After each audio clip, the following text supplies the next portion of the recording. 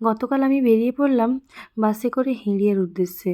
কেন গেলাম সেটা পরেই বলছি। রাস্তাটা দেখো, হালকা বৃষ্টি পড়ছে এবং মেঘটা খুবই সুন্দর। নাছিন্দা মায়ের মন্দিরটা দেখে মনটা খুব ভালো হয়ে গেল। তারপরে কিন্তু নামার সময় চলে এসে আমি একদম স্ট্যান্ডেই হিঁড়িয়া নতুন পার্লার হয়েছে স্যার, সেদিন ছিল ওপেনিং।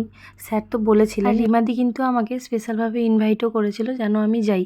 তো এটা আমার রিমাদির জন্য একটা পার্সোনাল গিফট ছিল।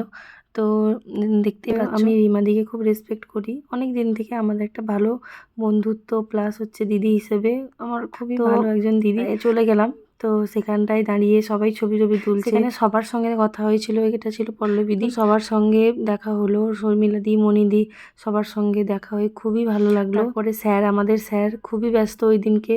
স্যার প্রচুর ব্যস্ত ছিল, স্যার কথা বলতেও টাইম পায়নি, কারণ সমস্ত কিছু দায়িত্ব স্যারের উপরে ছিল। স্যারের যে স্যার ছিলেন উনি কিন্তু আসেননি, তাই তো স্যার ফিতাটা কেটে তারপরে সবাই প্রবেশ করলো ভেতরে। তারপরে আমাদের জন্য ছিল টিফিনের ব্যবস্থা। তো টিফিন দিয়ে এটা ছিল আমার তরফ থেকে স্যারের জন্য একটা ছোট গিফট। তো দেখতে পাচ্ছ গিফটটা কেমন হয়েছে জানিও। তারপরে ছিল ওই দিনকে একটা হাইড্রা ফেসিয়াল, প্রথম কাজ।